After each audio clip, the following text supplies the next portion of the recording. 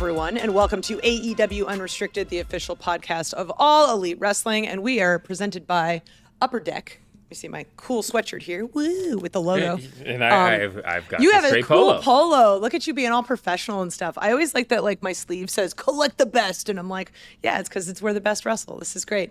So we're presented by Upper Deck. Collect all of your favorite wrestlers in the 2024 Upper Deck AEW and start your trading card collection today. You can unwrap autograph, memorabilia, premium tech inserts. Visit upperdeck.com to learn more. We actually got some new stuff in addition to sweet hoodies and polos that they sent us.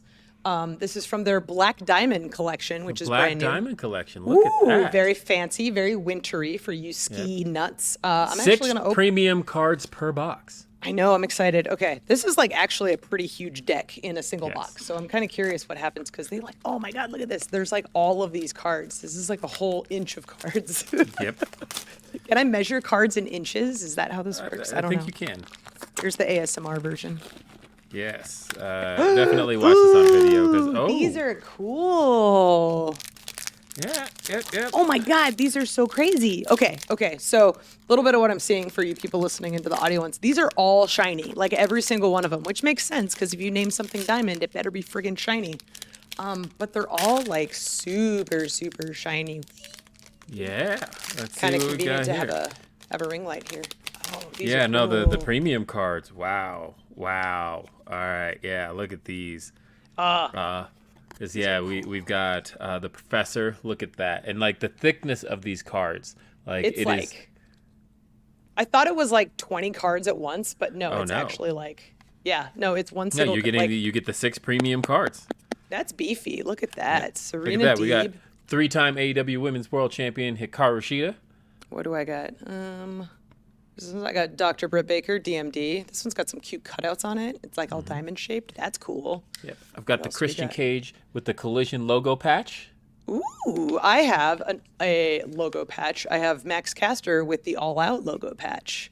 It's really cool. that. These are like, it's hard to see like even on the video, but these are like 3D printed. So it's like a whole like touchy-feely experience. It's pretty cool. Yep, look at this. We got the former TBS champion Willow Nightingale with TBS Yay. championship in tow. So we're talking, this year. We've got, this is a fun one. This is Evil Uno. And these all have little bios on the back too. But Evil Uno, host of the All Elite Arcade podcast. And I know they're also sponsored by Upper Deck. So he's probably got a bunch of these coming. I might see if he has me so I can trade him. That'd be fun. Ooh, so these are really cool. This is the Exquisite Collection Dual Relics. And I've got Jeff Jarrett and it's got like 2 little like clothy things here. I think this might be the t-shirt gimmick. Yeah. Do you know about the t-shirt gimmick that happens in Vegas every year? Yeah. And look, because I got Christian Cage with look at that. black. With a black turtleneck. With the turtleneck. Yeah. Right. So a little peek behind the curtain. But tell us about the t-shirt.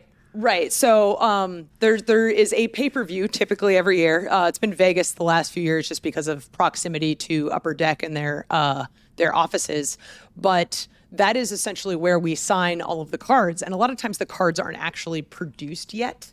It's just a like part of the manufacturing process. So we sign legit like hundreds of these little labels that look like little mail address labels. Like that's how small they are. And it's just pages and pages and pages of these notes. And you have to basically sign all of these and then they get imprinted on the card during the manufacturing process. So it's like a rite of passage anytime someone does their first big signing thing because they show up not really expecting it. And this is where everyone's signature and how they sign things changes to as short as possible because your hand starts to cramp badly. My signature always used to be Aubrey Edwards in full and now it is Heart AE. And thank you, Upper Deck, for encouraging me to shorten my signature. I will say, not that I encourage this, but it's something we encounter quite a bit, speaking of signatures, because, this episode, just to give people kind of a preview of what this episode's about to be, we're just talking, just telling some stories. Just shooting it. Yep. And I will say that I watch it happen all the time, but I recognize I'm not that guy, and it's not a guy I aspire to be. But I watch people get stopped at the airport all day long. Anytime I arrive at the airport, there's usually people sitting around waiting to find their favorite AEW talents and approach them for whatever they can, usually to hawk them on hey, can you sign this thing? And then they pull out like a binder with like 6 photos, and I'm like, I'm not signing that, dude. I remember I was there was a trick that I learned from Trish Stratus one time, which was which I then gave to Harley Cameron, which was when you personalize it, the first thing you do is ask a name and then personalize it, and then all of a sudden it's theirs and not exactly as sellable as they would like it to be. Exactly. My course of how I kind of handle it is I don't like to sign things in public. I try to reserve that for like signings and like bigger events, but I will always take a selfie. So it's one of those, like, I want people to have a pleasant experience, and I want it to be like quick and painless. Cause like typically if I'm in an airport, like I want to get my bag, I want to go for eat. Sure. I've been on a plane for like 6 hours. So it's like, we're just trying to create a pleasant experience. But at the same time, it's one of those, like, you never really know what you're going to get. And like, kudos to the people who hang out the airport literally all day, because like we're arriving at all hours of the day. Oh yeah. It could be at any point. But I will say this, as I was leaving, I don't even remember what city it was because they all run together at this point. But actually, I do remember which one it was. But it doesn't matter. I don't need to say it. But I heard my name called, and I was like, oh, it must be like somebody I know. And I turn around, and somebody had my picture printed. What? I know. And, from where? It was one of the Speedy photos from like my first day. And, where you wore the suit? Yeah, the suit. It was one of my suit pictures, and I was like floored that this happened because I'm like, look, I'm just Will Washington. What does this matter? But he's like, yeah. And then I go to sign it, and he's like, yeah, you could you even personalize it? And I'm like, oh, you're like, when's it personalized? Okay. And so I so did. Proud of you. And I was like, instinctively, I went to give it my normal signature, and then I thought, I'm not used to signing things except for like credit documents, which is not the place I should use my real signature. I mean, is the place I should use my real signature, Correct. But not like any place else. And so I'm like, what does my autograph even look like? And so that was like a thing I had to even think about because I'm behind the scenes. I'm that guy. It's a big moment. It's a big moment. I'm proud of you. Yeah, I figure out how to. What the screen savvy Will Washington signs versus what the mortgage owning Will Washington signs. Yes, exactly. Like, there's a big difference. Well, I thought about it immediately in the moment and was like, okay, got to come up with a new signature. And like right now, that doesn't match my previous one. I should have just written it with my right hand because, as a lot of people know, but most people don't, I am left-handed, and so I literally didn't know that, but that makes sense why we're friends. Yes, I'm a lefty, and there's a small lefty club in AEW. Very small. Yeah, but it is headed up by Tony Khan, who is very obviously left-handed, and so there's it is a thing. And so yeah, that was my other thought, was just sign it with your right hand, and then nobody will know. Right? But Ooh, then that's smart. I might do that going forward. but either way. Thanks to Upper Deck for giving us the opportunity to talk to this story and just segue into Will signing his first autograph. I know that. Thank you, Upper Deck. That was great. Freaking. But yeah, I mean, look, we're at the end of the year. Yes. The end of what has been a wild 2024 for All Elite Wrestling, and we're approaching the end of the Continental Classic. We're heading into World's End, and there's just been so much that's happened this year. There's been so much that's happened this month.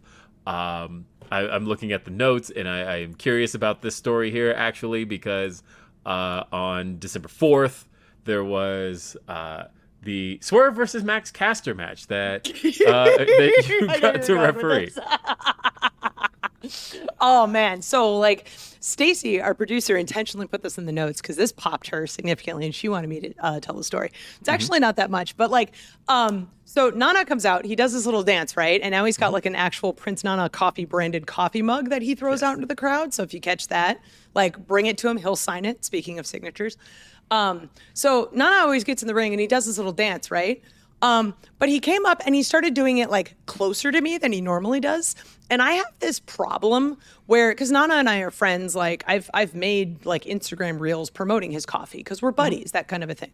But when I'm on TV, I'm Aubrey, and I'm like trying to be all like serious and unbiased because I have to go into this match and officiate. So he just starts dancing, and immediately I'm like, oh yeah, cool. Wait a minute, and I like had to cut it off right away. I'm like, I'm Aubrey right now. What do I do? What do I do? How do I handle this?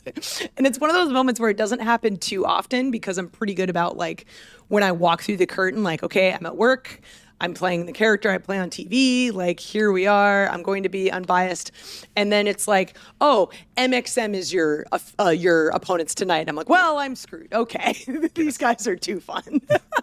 So it wasn't too much, but it's definitely like something that, I don't know, I struggle with as someone who's like an on-screen competitor, like, or part of the on-screen competition where there's just like people backstage who I am friends with. And then on TV, like they're very scary and a heel, and it's like, oh yeah, we can't be friends in public, but here, let's go to the gym together. Like, it's wrestling is weird, man. It's really weird.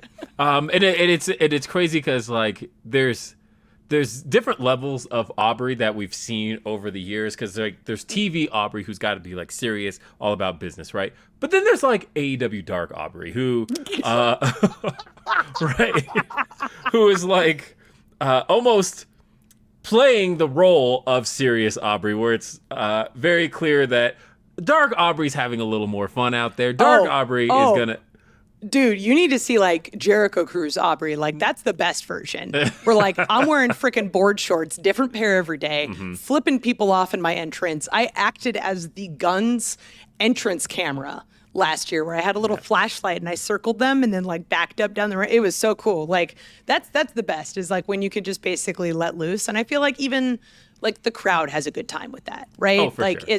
that's part of what makes wrestling fun, is there's those ultra serious moments, but then there's those moments where like we all know we're just there to have fun. Like, it's really great. And we're having a lot of fun here on AEW Unrestricted. We're going to take a quick break and then come right back with more backstage stories. AEW Unrestricted. It's Aubrey and Will. We're talking stories. We're just telling stories because this is what we do. Yeah. It's the end of the year, and it's a great time to look back. And we've got All In coming up in this July. Texas, Arlington, Texas, and this past what was it? Just a couple weeks ago, we had the All In ticket on sale. And you can get your tickets at AEWTIX.com. And we had a big event, the countdown to the ticket on sale in Arlington, literally at Globe Life Field. And it was great. It was a really cool event. Conrad Thompson was there. He got to make the StarCast announcement. Tony Schiavone got to host the whole thing. Sting was there, right? Yeah. So that was the story I was going to get to, because goody. Yeah, but it was a fun event in the sense of, we had been planning that for a little bit of time, and I kind of got tasked with formatting it, and everybody else had we had all kind of collectively put together how this was going to go, but then I had to put it to paper and make it executable, decide who had how much time for each thing, because the most important thing in wrestling is time. And the hard thing is, when you're doing a live stream like that, you're not really bound to any time restrictions the way you would be with television. We didn't have commercial breaks. We didn't have anything. But we did have the ticket on sale time, which was at the top of the hour, and this thing started at the bottom of the hour. So everybody who was in the half hour beforehand had a set time. Everybody afterward, didn't matter. Right. It was all good. But it's like one of those taped Rampage. It's like, yeah, it's about an hour. But it was like the way we specifically had it set was that it had to be Bryan Danielson at the top of the hour, because we literally were like the final countdown to ticket on sale. So therefore we have to have Bryan Danielson top of the hour. And so, I had conversation with everybody as we usually have, which is, hey, hit your times. You've got 3 minutes here, you've got 4 minutes here, blah, blah, blah, blah. But, the one person to have the time conversation with is interesting, because Tony was at the top of it, right? And Tony Khan has to go up and talk. And the one person who is like the biggest stickler about time in professional wrestling is Tony Khan. And and it's just funny because the one person who went over on their time was Tony Khan. And and of course, as he should, I honestly, thinking about it in hindsight, I should have allotted him more time because of course he was going to take the most time to speak. But I wasn't even thinking about that. I just thought about the fact that, okay, we got to make this Bryan Danielson time. And we've still got Conrad to go up there. We still have Thunder Rosa who's got to go up there. Big Boom AJ, Bobby Lashley, Swerve. Literally everybody was going to do their thing it's before. Like a who's who. That was awesome. It was, right? All before our surprise, which was, we had two surprises, Bryan Danielson and Sting. And the good thing about it all was there was one place to truly make up time, which was the fact that Bobby Lashley getting to make his speech up there and rally everybody for it. Good old Swerve Strickland, little enemy of Bobby Lashley's, was always planning on cutting off Bobby, but it was just a matter of when he was going to cut off Bobby. And so, Bobby was going to be allotted a certain amount of time, but Swerve was like, you know what? I'm going to cut him off a minute in because why not? At this point, it'll piss him off even more. And that actually got us our time back. That got us all the time we needed right back. This is hilarious because it's very clear you've learned all the tricks from TV and applied it to a live stream marketing event. Yeah, and it was great. And it was, and again, that got us right on time. Bryan Danielson was able to get us to the ticket on sale. He was able to do the countdown after the ticket on sale, but he was still able to do the countdown. Of course, like I said, tickets, AEWTIX.com. But one of the fun things was that Bryan wasn't going to stay hidden through all of this. Bryan, even though he was a surprise, and we did some media interviews and all this stuff beforehand, Bryan had to stay hidden. But on the other hand, Bryan wasn't going to stay hidden, but Sting was the surprise. Sting was going to come out last. He was going to surprise everybody. He's going to surprise Darby. Literally, he was going to surprise everybody up there. Darby because didn't his know. whole thing, the whole thing was for Sting to be up there, surprise everybody. He was going to encourage Darby to go for his dreams and go for that AEW World Championship. What was funny was when we finally got Sting in place, there were a couple of people, like fans and stuff, who were like coming in to use the restroom, and there's Sting standing right there, just like right behind, and literally a fan walks by, spots Sting, and Sting just looks at him and goes, shh. And the fan and literally just goes, okay, like he was just entrusted with a mission to not spoil that Sting was about to be good brother on stage. and yeah, we got to bring out Sting and do a great ticket on sale event. It was a whole lot of fun. There was meet and greets, all of that stuff. And, next time we announce a ticket on sale event for a pay-per-view, definitely make sure you come out because you never know who you're going to see at these things. We had only announced initially Bobby, Thunder Rosa, Big Boom AJ, and Mercedes. And then we kind of added on as time went on, as people were like, hey, I want to be a part of that. Or, hey, I live in Texas, I'll be there. And so you never know who's going to show up to something like this, but you want to be a part of it if you ever hear it's happening in your town. And yeah, I got to have a blast with that. And all in tickets are on sale. It's going to be a great time. And I mean, just to drill the point home, Texas All In, that is something that we are talking about extensively internally because it is literally our biggest show next year. It's our first U.S. stadium show ever. And if there's anything that AEW does well, it is pay-per-views. So we're going to show up big. We're going to show out. It's going to be a good time. So if you're in Texas, you have no excuse not to go. If you were thinking about traveling to a wrestling show next year, highly recommend that you prioritize this one. AEWTix.com. Definitely come out to Arlington, Globe Life Field for Texas All-In, y'all-in, as the kids say. So since this is a little behind the scenes, I've threatened Will with telling this story multiple times, but there is a unrestricted curse.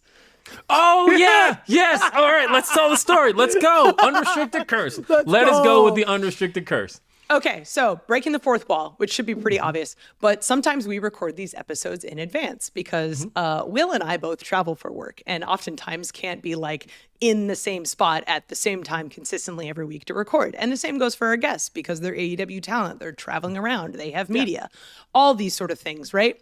So Will, being in his creative position, sometimes knows a little bit more about what is happening in the show than I do. And we have used that to our advantage a couple of times. I'm not going to say when or where, but just know that it's happened a couple of times. So there have been specific instances where we're like, it's okay, we'll talk about this thing because it's definitely happening. And then it did not happen. Right. And for what, and the thing is, they're usually like freak reasons. It's not like creative change or anything like that. It's like, oh, this person just like fell. And all of a sudden, The easy one I can explain is what was the pay-per-view? It was Wrestle Dream, I think we were doing. One of the shows. It was Willow Nightingale was on the pay-per-view. And we had her on. Oh, yes. Yeah, I know where you're going with this one. Right. We were going to talk about her match she had on Wednesday that basically led up to her being the number one contender for this match at a show. And then the person she was supposed to wrestle ended up getting sick and wasn't there. So we had to actually change the match last minute. And as we're finding this out at the last minute Wednesday morning, now mind you, this podcast is coming out like Thursday in the middle of the night. One of us, I don't remember who it was probably me, maybe you, where we had to like text our producer Stacy and just be like, hey, really sorry about this, but that match isn't happening. Can we like cut that part out? And we talked about it as if it already happened. And right. Yeah. It's like, yeah, how was that match? And she's like, oh, it was great. And it's like, I saw Willow that day. She's like, are we gonna have to like change it? I'm like, it's okay. We'll take care of it. It'll be great. Yeah. And there's been at least like 2 other instances in the last like 2 months where this has happened, where one of us has had to send the apology text of like, hey, sorry, this is last minute, but this thing didn't happen the way we talked about it would, even though we said it absolutely was going to. We need to change this. Yeah. So just goes to show that wrestling is a very organic thing that changes all the time. Yeah, no, wrestling is it's living, it's breathing, and anything can happen. And but that's the beauty of what we do, right? Where it is truly unique in that sense, and where most other shows could like pause, shoot out of order, whatever. Yeah, you could do things out of order, whatever. But we can't do that. It's literally if we have to go live Wednesdays, we have to go live Saturdays. That's it. If it's not ready to go, we have to change the plans. And that's just how fluid professional wrestling can be. And there's millions of reasons why something might not be ready to go. Somebody can get sick, as you just talked about, or a flight might get missed. Flight gets canceled. There's so many reasons that flights getting delayed is actually a really, really big thing that I found. There was one where there was a storm in Texas and like 160 American flights that day got delayed. And turns out half of our roster didn't show up to TV till like 4:00. Yeah. So we've it happens. Had it happen. Yeah. And props to our roster for things like that, right? Because, everybody would love to have time in the ring before a show. But ultimately, if you can't get that time in the ring because, let's say a flight does get in at 4, you get to the arena at 5:30 and doors are at 6. It's like, that's it. You've got to, no matter what, the show's going to go on. It has to go on, and we're able to put the show on, and we're able to put the show on for you. And that's the beauty of what we do, and it makes it exciting. I love what we do, and I have such a good time with it. And AEWTix.com, if you've never been to an AEW show, we've got so many great events coming up in 2025 and so many cool new venues that I'm excited about, and ones we've never gotten to hit before. Like Revolution's going to be at Crypto, man. Like that's going to be really freaking cool. So definitely check those out and continue checking out this show because we've got a lot more on AEW Unrestricted right after all these messages in this break with Aubrey and Will. Stay tuned. AEW Unrestricted, Aubrey and Will. We are talking about fun stuff happening behind the scenes. And speaking of behind the scenes, during this actual break, despite the fact that I talked about the unrestricted curse and how we can't talk about things that haven't happened yet, Will's like, oh, hey, maybe we can talk about this thing because we're definitely going to do it. And I'm like, no, we can't. We can't do it, Will. We can't. Sorry. Yeah. So that thing may or may not happen. The money's already spent on that thing, but regardless, we're not going to talk about that. We're not going to talk about it. We're not going to make Stacey do extra work again. Yes. Let Merry, it be. Merry Christmas, Stacey. But yeah, we are going to be talking about World's End because World's End, at least, we've got the card as it exists so far. It's looking like a killer show. It's happening in Orlando, Florida. And AEWTix.com is the way to be a part of it. It's the last pay-per-view of 2024. And AEW always does it big on pay-per-view. You do not want to miss it. And talking about the card of World's End, we've got 3 guaranteed matches from the Continental Classic. Guaranteed. Knock on wood. Well, what I specifically mean is that we're going to see. We have announced that we will see at the time of this airing. Yes, we will see the winners of the gold and blue blocks take on the runners up from the opposing block, and the winners of those two will then in the finals face each other to determine the winner of the Continental Classic and the Continental Champion. I'm excited. There's a lot at stake here. It's going to be really, really cool. This is very different from what we did last year, where you really just got the final last year. Whereas now somebody is going to have to compete. Pretty much everybody's going to have to compete twice. At least the winners are going to have to compete twice. And that will determine who walks away with the championship. I'm really excited. If there's anything that, I always say, we always do best at our pay-per-views, right? We always bring it. We always have, an incredible thing. But I think tournaments are the other thing that AEW truly excels at. Yes. And anytime we have a tournament on TV, it is just can't miss. You have to see everything because, and this Continental Classic, I think even more so than last year, just has so many pairings where I'm like, oh, that is a match I did not even know I wanted, but I need this, injected into my veins. Anything with Beast Mortos. I'm like, this is absolutely freaking unreal. And I know that my money is on Daniel Garcia to win the whole damn thing. I think it's really, really tricky after last year. And his words were sort of, that was his coming out party, right? That that was sort of when Daniel Garcia got to stand on his own. And just seeing kind of the growth that he has had in the last year and seeing him excel in all these matches. Plus, I just love working with Daniel Garcia. So anytime I've had a chance to do a match with him during the Continental Classic, I'm just like, look at you, man. That's great. And it's I think it's going to be something special. And yeah, I was just saying to a friend yesterday that to me, AEW is at its best when it's about the possibilities. When you have those moments, when you see freaking Bryan Danielson and Kenny Omega staring each other down at Arthur Ashe Stadium, and you're like, I did not think this was possible. And all of a sudden it's happening right in front of me, right? Or the moment, even this past summer, where when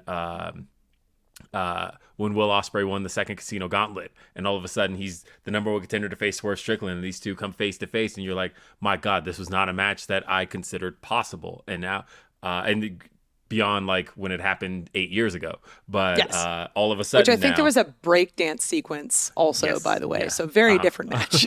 Very different match, but thinking still about the awesome. fact very that those different. two went back so far. And I remember sitting in Gorilla when the doors were open for Forbidden Door, and just as people were getting let into the building, they were all screaming, "Let's go Ospreay, let's go Swerve." And it was literally the doors just opened and everybody is ready for that main event. Because again, when AEW is about the possibilities, that's when things feel good. And the Continental Classic introduces those possibilities. Thinking about this past Wednesday with Will Ospreay and Darby Allin, again, possibilities. That's what it's about.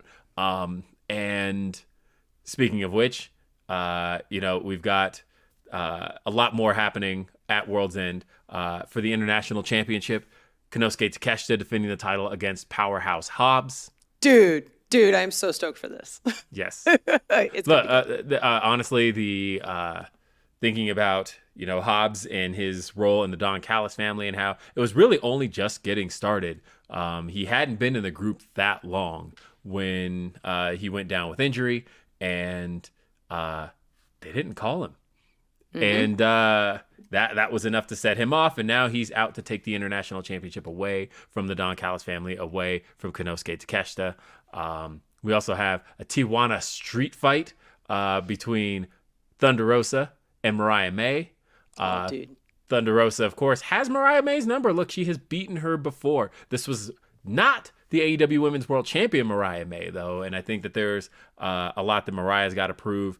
She is looking to continue to hold on to her AEW Women's World Championship, and I think with Toni Storm looming, although she reintroduced herself to me the other day, I don't know what that was all about, and so she's all elite again. I'm not sure. Yeah, I'm happy for her regardless. I'm just like, all of her success is well deserved. Yes. We also have for the Dynamite Diamond Ring, MJF versus Adam Cole. Which is really cool considering this is happening at World's End, considering last year at World's End, MJF lost the title to Samoa Joe, and then it was revealed that Adam Cole was the one behind the scheme the whole time. So now for all of that to sort of culminate back at that same pay-per-view a year later, this is really cool. Yes, it's very cool. And, of course, AEW World Championship on the line in a four-way. Jon Moxley versus Orange Cassidy versus Hangman Adam Page versus Jay White in a four-way match. That's going to be awesome.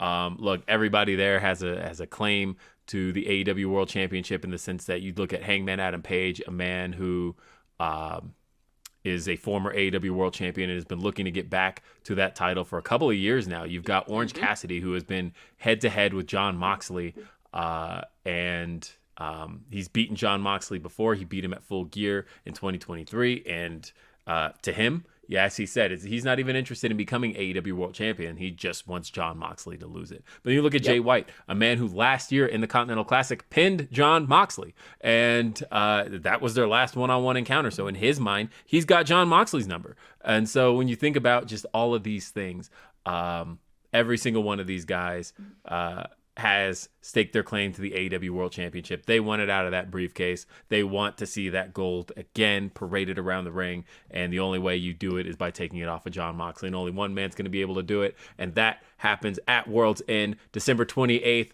Edition Financial Arena, AEWTix.com, or you can catch it on pay-per-view. You can catch it on YouTube. You can catch it on all of our pay-per-view platforms, ppv.com or Triller. AEW World's End. It's going to be great. Hell yeah. And a bonus note, because I also wanted to talk about a show that's happening right after that, which is Wrestle Dynasty, happening at the Tokyo Dome. And Wrestle Dynasty is going to be awesome. Talking about the fact that joint production between New Japan Pro Wrestling, All Elite Wrestling, Ring of Honor, and CMLL, thinking about the fact that this is something that people always said they wanted to see, right? Whenever we do Forbidden Door, people are like, when are you guys going to do it in Japan? And it's like, well, that was kind of up to New Japan because, Forbidden Door is on our turf. Let's see what New Japan and let's see what they're able to do at the Tokyo Dome. And we've got Wrestle Dynasty, and just thinking about some of the major matches that, Willow Nightingale just recently qualified on Collision to become a part of the International Women's Cup, and just before that, 2 nights prior to that, Athena qualified to also be a part of it. So we've got Willow Nightingale, we got Athena representing AEW and Ring of Honor respectively. But then you've got Persephone from CMLL who is qualified, and we still don't know who is qualified for Stardom. But the winner of this match receives a championship opportunity at any of the other promotions' titles. Whoa! I did not know that. That's crazy. So, we could easily see Willow Nightingale. She could win. She could choose to challenge, of course, for the AEW Women's World Championship or the TBS Championship, or she could choose any of the belts in Ring of Honor, the Women's Television Championship or the Ring of Honor Women's World Championship, or she can go back for her CMLL Women's World title in CMLL. She can go for any of the belts in Stardom. There's so much opportunity here. Or we could see somebody from outside choose to challenge for one of our titles. There's so much at stake here. It's such a great opportunity. The International Women's Cup winner, and to see it represented from 4 different promotions is just really cool. And I'm looking forward to seeing who qualifies from Stardom to complete this 4-way. Yeah. No, this whole match, as soon as like I heard about it, because I think you had told me a little bit before it got announced. I won't say whose idea it was. But as soon as I heard it, I'm like, that's brilliant. Like, this is incredible. Let's put all of the women who are incredible and who have earned these spots on an international stage in a ring together. Like, it's so good. And to see like Athena and Willow to be the representatives from ROH and AEW respectively is so friggin' cool. Like, we've seen Willow kind of just come into her own this year. Like, she was already like just killing it in 2023. And then in 2024, I mean, she becomes TBS championship. She is the first person to face Mercedes Moné. She has this whole feud with Chris Statlander. She's just she made having it to the incredible finals matches. of the Owen. Like, exactly. Like, she she's became got all CMLL World Women's Champion. Like, she Yes! kept pulling it off this year, and to be able to kick off 2025 like this will be really cool. But look, we got so many other matches on that card. Like, I highly recommend checking it out, because speaking of women's action, it was just announced this past week that Mercedes Moné will be going one-on-one with Mina Shirakawa, which is going to be just incredible. That is for the Strong Women's Championship. And if Mina Shirakawa is still the undisputed British Women's Champion, it's actually going to be for both championships on January 5th at the Tokyo Dome.